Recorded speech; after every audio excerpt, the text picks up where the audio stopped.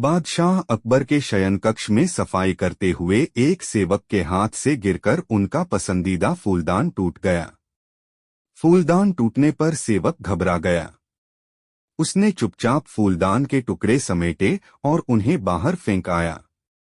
अकबर जब शयन कक्ष में आए तो उन्हें अपना मनपसंद फूलदान नदारद दिखा। उन्होंने सेवक को बुलाकर उसके बारे में पूछा तो डर के मारे सेवक ने झूठ कह दिया, जहां पनाह मैं वह फूलदान साफ करने घर ले गया था। इस वक्त वो वहीं है। अकबर ने सेवक को तुरंत वह फूलदान घर जाकर लाने का आदेश दे दिया। यह आदेश पाकर सेवक के पसीने छूटने लगे। बात छुपाने का कोई औचित्य न देख उसने अकबर को सब कुछ सच सच बता दिया और हाथ जोड़कर माफी मांगने लगा।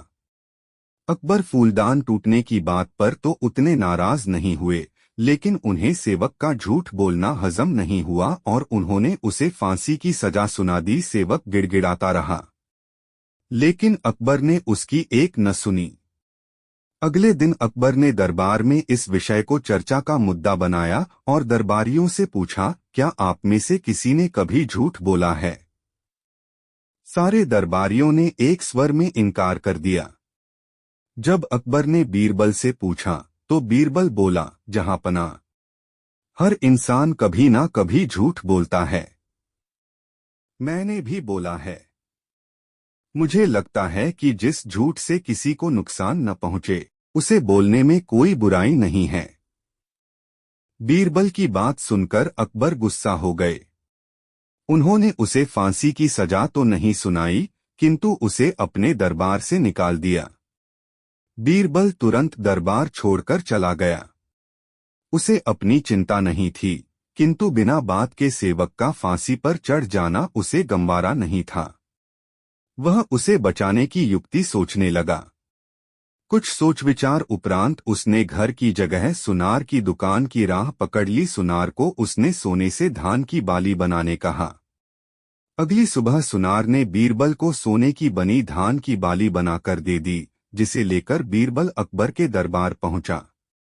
दरबार से निकाले जाने के बाद भी वहां आने की बीरबल की हिमाकत देखकर अकबर नाराज हुए, लेकिन बीरबल ने उन्हें अपनी बात सुनने के लिए किसी तरह राजी कर लिया। पढ़ें अहंकार का फल मूर्तिकार की कहानी। वह सोने की बनी धान की बाली अकबर को दिखाते हुए बोले, जहां पनाह, एक बहुत ही महत्वपूर्ण बात आपको बतानी थी, इसलिए मुझे यहां आना पड़ा। कल शाम घर जाते समय रास्ते में मेरी मुलाकात एक सिद्ध महात्मा से हुई। उन्होंने मुझे ये सोने की धान की बाली देकर कहा कि किसी उपजाऊ भूमि में इसे लगा देना, इससे उस खेत में सोने की फसल होगी।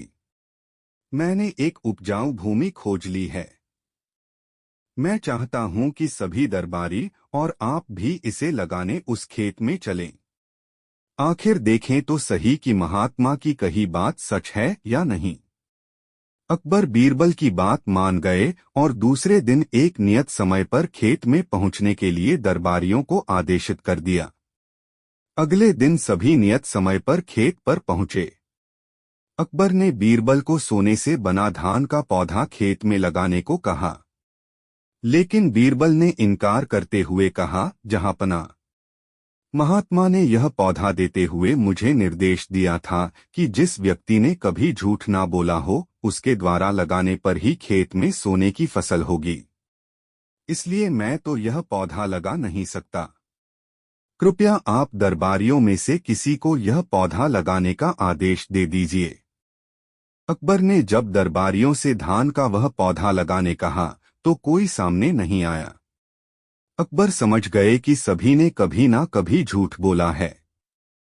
तब बीरबल ने वह पौधा अकबर के हाथ में दे दिया और बोला, जहां पनाह, यहां तो कोई भी सच्चा नहीं है, इसलिए ये पौधा आप ही लगाएं। लेकिन अकबर भी वह पौधा लेने में हिचकने लगे और बोले, बचपन में हमने भी झूठ बोला है। कब ये याद नहीं, पर बोला है, इसलिए हम भी यह पौधा नहीं लगा सकते। यह सुनने के बाद बीरबल मुस्कुराते हुए बोला, जहां पनाह, इस पौधे को मैंने सुनार से बनवाया है। मेरा उद्देश्य मात्र आपको यह समझाना था कि दुनिया में लोग कभी न कभी झूठ बोलते ही हैं। जिस झूठ से किसी का बुरा ना हो, वह झूठ झूठ नहीं है। अकबर बीरबल की बात समझ गए थे। उन्होंने उसे वापस दरबार में स्थान दे दिया और सेवक की फांसी की सजा माफ कर दी। बीरबल ने पलटी बाजी। अकबर बीरबल की कहानी। एक दिन की बात है। अकबर राज दरबार की कार्यवाही समाप्त कर दरबारियों को पिछली रात देखा अपना सपना सुना रहे थे। अंधेरी रात थी। मैं और बीरबल एक दूसरे की ओर चले आ रहे हैं। अंधेरे में कुछ दिखाई नहीं पड़ने के कारण हम दोनों एक दूसरे से टकराकर गिर पड़े। लेकिन खुदा का शुक्र है कि मैं खीर के तालाब में गिरा और आप जानते हैं कि बीरबल कहाँ गिरा। नाली में। बीरबल से जलने वाले दरबारियों ने एक स्वर में कहा और ठहाके लगाने लगे। अकबर भी उनके साथ हो लिए। उस दिन अकबर भी बीरबल के मजे लेना चाहते थे और अपनी बातों से उसे निरुत्तर कर देना चाहते हैं। पढ़ें अकबर बीरबल के 10 मजेदार चुटकुले। अकबर और सभी दरबारियों को कुद पर हंसते हुए देखकर भी बीरबल विचलित नहीं हुआ। वह शांति से ठहाकों के बंद होने का इंतजार करने लगा। जैसे ही ठहाके बंद हुए, वो अपने स्थान से उठ खड़ा हुआ और बोला, जहांपनाह, इत्तेफाक की बात है कि कल मैंने भी यही सपना देखा। लेकिन शायद आपकी नींद हमारे गिरकर उठने के बाद टूट गई थी।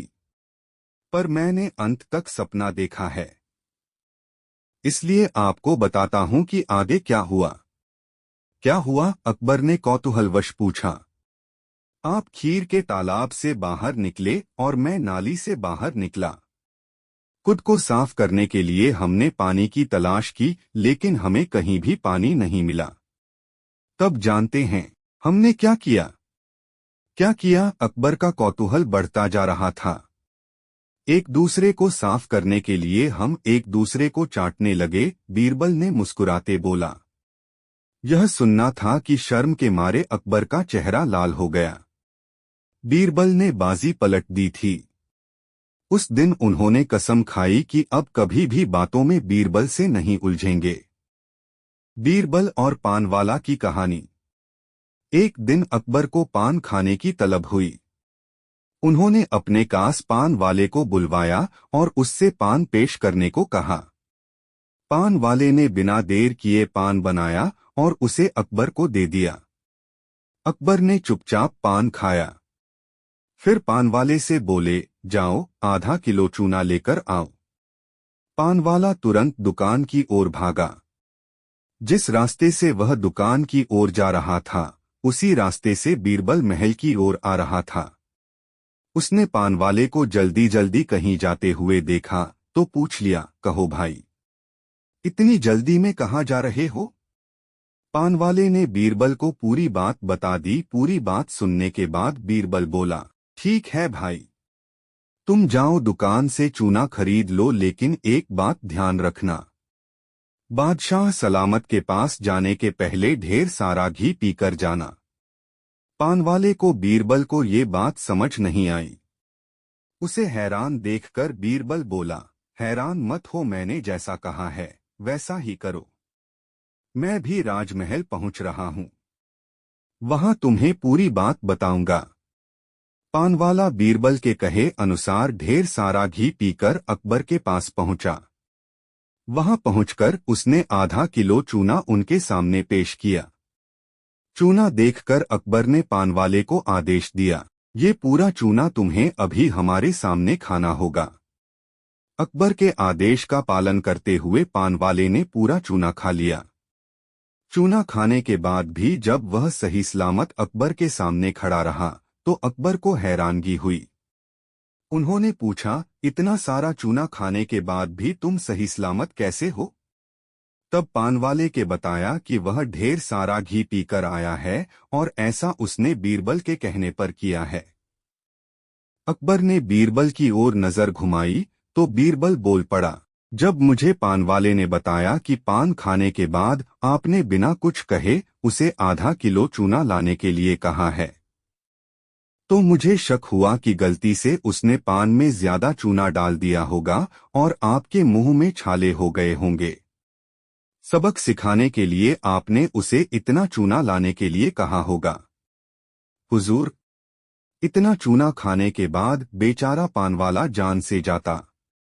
माना इससे गलती हुई, पर इतनी बड़ी सजा का हकदार ये नहीं था। इसलिए मैंने चूने का असर कम करने के लिए इससे घी पीकर आपके सामने हाजिर होने को कहा था। अकबर बीरबल की अक्लमंदी पर खुश हुए और पान वाले को अगली बार ऐसी गलती न करने के लिए आगाह कर जाने दिया। बीरबल का न्याय। बादशाह अकबर के राज्य के एक गांव में एक अंधा साधु रहा करता था। अपना भविष्य जानने लोगों का उसके पास तांता लगा रहता था। सबका मानना था कि वह एकदम सही भविष्यवाणी करता है।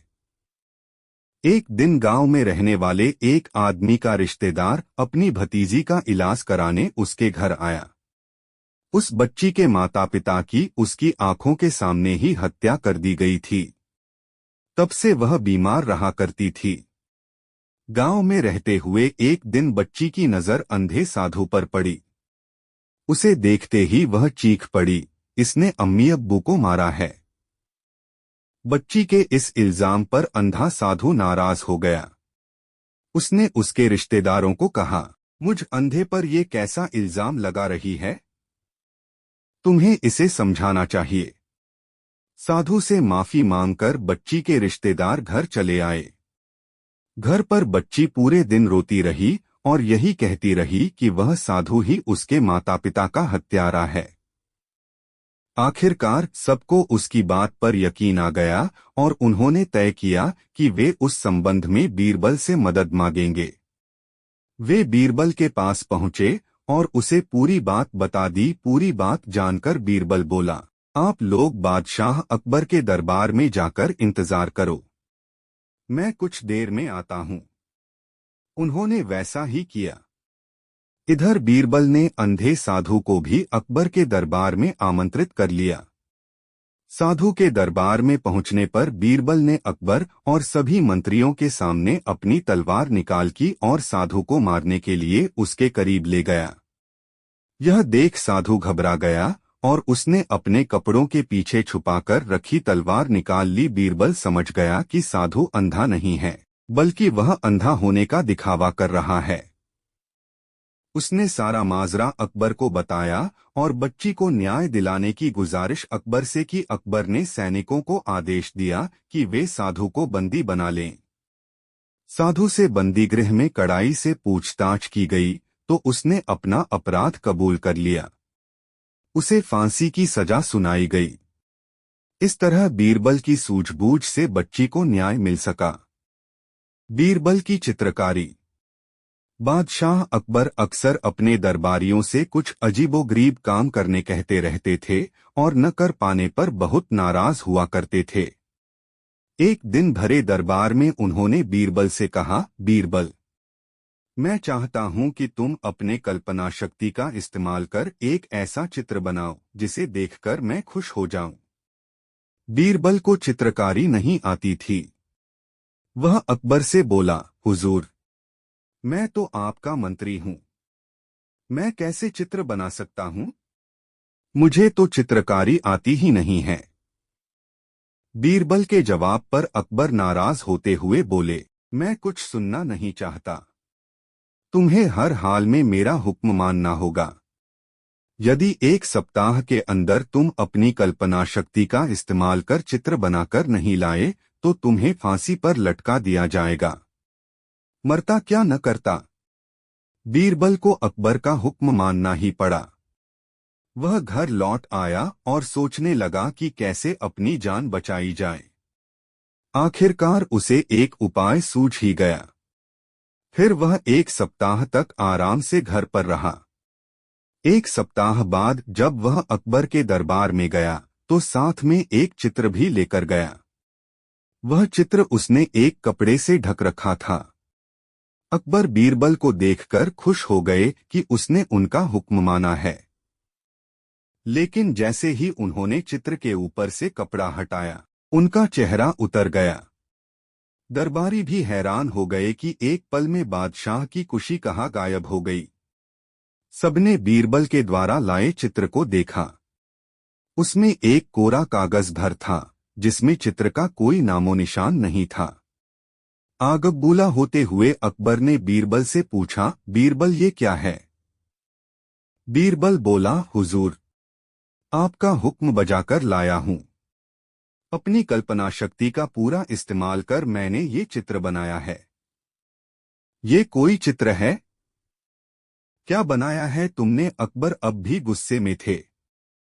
हुजूर, ये घास खाती गाय का चित्र है, बीरबल ने विनम्रता से जवाब दिया। लेकिन इसमें तो न गाय नजर आ रही है, न ही घास। हुजूर, जैसे मैंने अपनी कल्पना का इस्तेमाल किया है, वैसे आप भी कीजिए।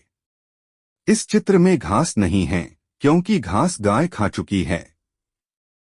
लेकिन गाय भी तो नहीं है। हुजूर, घास खाने के बाद भला गाय यहाँ क्या करेगी? वह भी चली गई है, बीरबल मासूमियत से बोला। ये सुनकर अकबर जोर से हंस पड़े और उनका गुस्सा काफूर हो गया। उन्होंने बीरबल को उसकी अक्लमंदी के लिए पुरस्कृत किया। बीरबल और मित्र का वचन। एक दिन बीरबल अपने मित्र के साथ भ्रमण के लिए निकला। दोनों बहुत दिनों बाद मिले थे, इसलिए बातचीत करते हुए न समय का पता चला, न ही दूरी का। चलते चलते दोनों बहुत दूर निकल आए। उनके मार्ग में एक नदी पड़ी। उन्हें नदी पार कर दूसरे छोर पर जाना था। नदी पार करने का एक ही माध्यम था, उस पर बना हुआ एक पुराना पुल। पुल बहुत संकरा था। एक बार में केवल एक ही व्यक्ति द्वारा उसे पार किया जा सकता था। बरसात के दिन थे, तो पुल पर काई जमी हुई थी, इसलिए उसे संभलकर पार करने की आवश्यकता थी। पहले बीरबल पुल पार करने के लिए बढ़ा और सावधानी से धीरे धीरे चलते हुए सही सलामत नदी के दूसरे छोर पर पहुंच गया। अब मित्र की बारी थी। वह भी पूरी सावधानी से पुल पार करने लगा। लेकिन पूरी सावधानी बरतने के बाद भी नदी के दूसरे छोर तक पहुंचने के कुछ दूर पहले उसका संतुलन बिगड़ गया और वह नदी में जा गिरा। मित्र को नदी में गिरते देख बीरबल फुर्ती से अपना हाथ बढ़ाया और बोला, मित्र, जल्दी से मेरा हाथ पकड़ लो, मैं तुम्हें बाहर खींच लूंगा। मित्र ने वैसा ही किया। उसने बीरबल का हाथ पकड़ लिया और बीरबल उसे किनारे की ओर खींचने लगा। बीरबल पूरा जोर लगाकर उसे बाहर खींच रहा था कि वह बोल पड़ा, मेरे प्राण बचाने के लिए धन्यवाद बीरबल। मैं तुम्हें वचन देता हूं कि इसके लिए मैं तुम्हें एक बड़ी धनराशि पुरस्कार स्वरूप दूंगा। यह सुनना था कि बीरबल बे कहा धन्यवाद और मित्र का हाथ छोड़ दिया। मित्र फिर से पानी में गिर गया, लेकिन वह तब तक लगभग किनारे पहुंच चुका था। थोड़ी मशक्कत कर वह नदी के बाहर आ गया। बाहर निकलते ही उसने बीरबल से पूछा, क्यों? तुमने मेरे साथ ऐसा क्यों किया? मेरा हाथ अचानक छोड़ क्यों दिया? अपना पुरस्कार लेने के लिए बीरबल तपाक से बोला। पुरस्कार? लेकिन वह तो मैं तुम्हें नदी से बाहर निकलने के बाद देता। तुम मेरे सुरक्षित बाहर निकलने की प्रतीक्षा तो करते, मित्र बोला। तुम भी मुझे पुरस्कार देने की बात कहने के पहले पानी से बाहर आ जाने की प्रतीक्षा कर लेते, मित्र, बीरबल ने शांत भाव से उत्तर दिया। बीरबल उसे समझाना चाहता है कि मित्र कभी भी एक दूसरे की सहायता पुरस्कार प्राप्त करने के लिए नहीं करते। बीरबल की बात समझकर उसके मित्र ने उससे क्षमा मांगी और उसका धन्यवाद भी किया। मित्रता धन से बढ़कर है, उसे धन के तराजू में नहीं तौलना चाहिए। बीरबल और तानसेन का विवाद। बादशाह अकबर के नवरत्नों में से 2 रत्न तानसेन और बीरबल में एक दिन विवाद छिड़ गया। विवाद का विषय दोनों द्वारा स्वयं को एक दूसरे से गुणी बताना था। विवाद की खबर जब बादशाह अकबर तक पहुंची तो उन्होंने दोनों को अपने पास बुलाया और कहा, तुम दोनों का विवाद यदि आपस में नहीं सुलझ रहा तो तुम्हें किसी को मध्यस्थ बनाकर उनसे अपने विवाद का निपटारा करवाना चाहिए। अकबर की बात सुनकर बीरबल बोले, जहांपनाह, आपकी बात से हम दोनों इस बात पर सहमत है, किंतु दुविधा ये है कि हम मध्यस्थ बनाए किसे? कृपया आप ही कोई मध्यस्थ सुझा दें। अकबर ने सुझाव दिया, तुम दोनों महाराणा प्रताप को अपना मध्यस्थ बनाएं। बीरबल और तानसेन दोनों महाराणा प्रताप को अपना मध्यस्थ बनाने तैयार हो गए। अगले दिन दोनों उनके पास पहुंचे। वहां पहुंचकर गायनाचार्य तानसेन ने तुरंत अपनी रागनी छेड़ दी। बीरबल खामोशी से अपने अवसर की प्रतीक्षा करने लगा, किंतु तानसेन के अनवरत गायन से उसे अवसर प्राप्त नहीं हो पा रहा था। जब उसने देखा कि तानसेन अपनी गायन विद्या से महाराणा प्रताप को मोहित कर बाजी मार लेना चाहता है, तो उसने तानसेन को बीच में टोकते हुए राणा से कहा, राणा जी, हम दोनों एक साथ शाही दरबार से चलकर आपको मध्यस्थ बनाने यहाँ आए हैं। हमें आपके निर्णय पर पूर्ण विश्वास है और जो भी आपका निर्णय होगा हमें शिरोधार्य होगा। बीरबल आगे बोला, मार्ग में मैंने पुष्कर में और मियाँ तानसेन ने ख्वाजा की दरगाह में मन्नत मांगी है। मैंने मन्नत मांगी है कि यदि मैं आपके दरबार से मानपत्र प्राप्त कर लौटूंगा तो 100 गायें ब्राह्मणों को दान करूंगा। मियाँ तानसेन ने मन्नत मांगी है कि यदि वे आपसे मानपत्र प्राप्त कर लौटेंगे तो 100 गायों की कुर्बानी देंगे। अब 100 गायों का जीवन और मरण आपके हाथ है। यदि उन्हें जीवन दान देने का विचार है तब मुझे मानपत्र दे दीजिए। महाराणा प्रताप गायों का वध कैसे होने देते? गायें उन्हें मातातुल्य और पूजनीय थी, इसलिए उन्होंने बीरबल को मानपत्र देते हुए अकबर को संदेश भिजवाया। बीरबल बड़ा नीतिज्ञ है, उसकी जितनी बड़ाई की जाए कम है। इस प्रकार तानसेन और बीरबल के विवाद में बीरबल ने अपनी अक्लमंदी से विजय प्राप्त कर ली। बीरबल की खिचड़ी। वह रात भर अकबर के सैनिकों की निगरानी में यमुना में कमर तक पानी में डूबकर खड़ा रहा। भोर होते ही सैनिक उसे लेकर अकबर के सामने हाजिर हुए। अकबर के लिए यह यकीन कर पाना मुश्किल था। उन्होंने धोबी से पूछा, तुम सारी रात यमुना के पानी में कैसे खड़े रह पाए? जहांपनाह, मैं रात भर आपके महल में जल रहे दीपक को देखता रहा और इस तरह पूरी रात गुजर गई। धोबी बोला। ये सुनकर अकबर का पारा चढ़ गया और वे बिफरते हुए बोले, ओह, तो तुम सारी रात महल के दीपक से गर्मी लेते रहे। ये तो तुमने बेईमानी की है। तुम इनाम के नहीं बल्कि सजा के हकदार 2 सैनिकों, इसे बंदी बना लो। निर्धन धोबी को कारागार में डाल दिया गया। जब ये बात बीरबल को पता चली तो वो बड़ा दुखी हुआ। उस दिन वह दरबार नहीं गया। दरबार से बीरबल को नदारद पाकर अकबर ने एक सैनिक को उसे बुलवाने उसके घर भेजा। सैनिक ने वापस आकर अकबर को बताया कि बीरबल ने भोजन नहीं किया है, वह खिचड़ी बना रहा है, खाकर वह दरबार में हाजिर हो जाएगा। समय गुजरता गया। सुबह से दोपहर और दोपहर से शाम हो गई, लेकिन बीरबल दरबार में हाजिर नहीं हुआ। बीरबल कभी ऐसा नहीं करता था। बीरबल की ये हरकत अकबर की समझ के बाहर थी। शाम को वह स्वयं सैनिकों सहित बीरबल के घर पहुंचे। वहां पहुंचकर उन्होंने देखा कि बीरबल अपने घर के आंगन में चारपाई डालकर लेटा हुआ है। पास ही एक पेड़ के नीचे आग जल रही है और ऊपर घड़ा लटका हुआ है। यह नजारा देख अकबर हैरत में तो पड़े ही, साथ ही क्रोधित भी हुए। क्रोध में लाल पीले होते हुए उन्होंने बीरबल से पूछा, ये क्या है बीरबल? तुम अब तक दरबार में हाजिर क्यों नहीं हुए? मैंने खबर भिजवाई थी जहांपनाह कि मैं खिचड़ी बना रहा हूं, खाकर दरबार में हाजिर हो जाऊंगा। देखिए सामने पेड़ पर लटके घड़े में खिचड़ी पक रही है। पेड़ पर लटके घड़े की ओर इशारा कर बीरबल ने उत्तर दिया, ऐसे कोई खिचड़ी बनाता है? पेड़ के नीचे जल रही आग से ऊपर लटके घड़े की खिचड़ी कैसे पकेगी? अकबर चिल्लाए। जब यमुना में खड़े धोबी को इतने दूर स्थित महल में जल रहे दीपक से गर्मी मिल सकती है, तो इस तरह भी खिचड़ी पक सकती है हुजूर।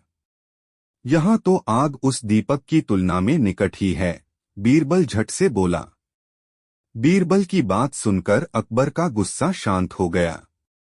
वे समझ गए कि बीरबल ने ये स्वांग उन्हें धोबी के साथ हुए अन्याय की बात समझाने के लिए किया है। उन्हें अपने किए पर पछतावा हुआ। सैनिकों से कहकर उन्होंने धोबी को कारागार से बाहर निकलवाया और उसे इनाम की 100 स्वर्ण मुद्राएं दी। इस तरह बीरबल ने अपनी अक्लमंदी से एक निर्धन धोबी के साथ अन्याय नहीं होने दिया। बीरबल की कहानी रानी की बात। एक दिन बादशाह अकबर अपनी बेगम साहिबा से गुफ्तगू कर रहे थे। बातों बातों में अकबर बेगम के सामने बीरबल की बुद्धिमानी और चतुराई की प्रशंसा करने लगे। बेगम बोली, हुजूर, बीरबल कितना ही चतुर सही, मुझसे वह जरूर हार जाएगा। ऐसी बात है तो आप बीरबल की परीक्षा लेकर देख लीजिए। अकबर बेगम को चुनौती देते हुए बोले। अगले दिन दरबार की कार्यवाही समाप्त होने के बाद अकबर ने बीरबल को अपने कक्ष में बुलवाया। जब बीरबल कक्ष में पहुंचा तो अकबर के साथ बेगम साहिबा भी वहां मौजूद थी। उन्होंने सेविका को बुलवाया और उसे बीरबल के लिए शरबत लाने का आदेश दिया। सेविका के जाने के बाद वह बीरबल बोली। 10 तक गिनने तक सेविका शरबत लेकर हाजिर हो जाएगी। फिर वो 1 से लेकर 10 तक गिनती गिनने लगी। 10 गिनते ही सेविका शरबत का गिलास लेकर कक्ष में मौजूद थी। महारानी बोली, बीरबल देखो हमारा कितना नपातुला अंदाज है। बीरबल मुस्कुराया। फिर महारानी बोली, बीरबल कल हम तुम्हारे घर दावत पर आएंगे। बीरबल सोचने लगा कि महारानी स्वयं दावत पर आने को कह रही है। जरूर दाल में कुछ काला है। इधर अकबर को भी अपनी बेगम साहिबा की दावत वाली समझ नहीं आई। उन्होंने पूछा, आप तो बीरबल की परीक्षा लेने की बात कर रही थी, फिर ली क्यों नहीं? रानी बोली, कल बताऊंगी। अगले दिन अकबर और महारानी बीरबल के घर पहुंचे। बीरबल ने उनका स्वागत किया। थोड़ी देर उसने सेवकों को खाना लगाने का आदेश दिया। महारानी कहने लगी, बीरबल क्या तुम हमारी तरह गिनकर बता सकते हो कि खाना कितने बजे आएगा? बीरबल ने जवाब दिया, महारानी जी, आपके सामने मैं कैसे कुछ बोल सकता हूँ? बेहतर होगा कि आप गिनिए। जिस क्षण आप रुकेंगी खाना हाजिर हो जाएगा। महारानी के गिनती शुरू की। उनके गिनती खत्म करते ही खाना आ गया। अकबर बोले, बेगम साहिबा, बीरबल आपकी बात भांप गया था।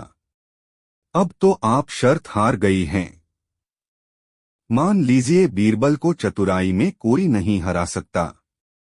महारानी कुछ कहती, इसके पहले ही बीरबल बोल पड़ा, जहां पनाह, जीत महारानी जी की ही हुई है।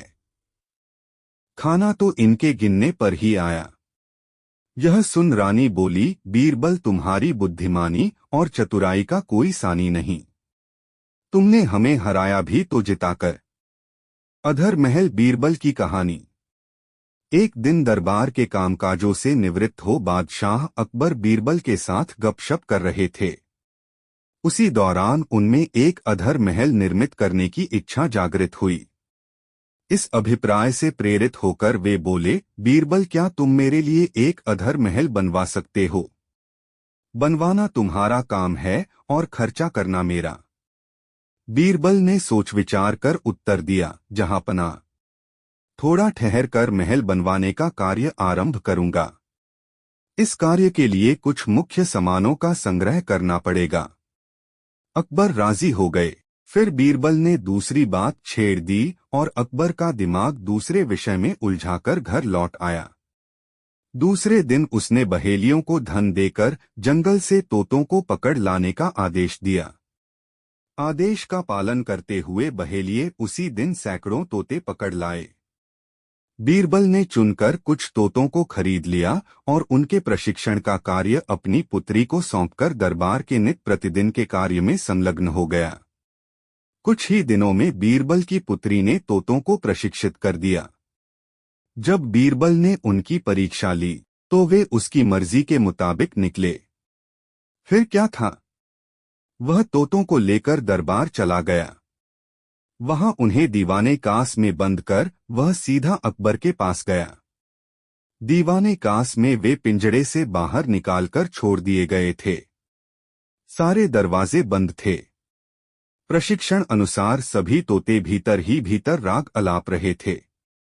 इधर बीरबल अकबर के पास पहुंचकर बोला, जहांपना, अधर महल का कार्य प्रारंभ करवा दिया गया है। इस समय उनमें बहुत से मिस्त्री वहां काम कर रहे हैं। आप चलकर मुआयना कर लें। अकबर महल का मुआयना करने बीरबल के साथ हो लिए। बीरबल ने दीवाने कास के पास पहुंचकर उसका दरवाजा खुलवा दिया। दरवाजा खुलते ही तोते उड़ते हुए बोलने लगे, ईंट लाओ, चूना लाओ, दरवाजा लाओ, चौखट तैयार करो, दीवार बनाओ। तोतों ने कूक शोर मचाया। बीरबल अकबर से बोला, जहांपना, अधर महल तैयार हो रहा है। उसमें मिस्त्री और बढ़ई लोग लगे हुए हैं। समस्त सामग्री एकत्रित हो जाने पर महल का निर्माण हो जाएगा।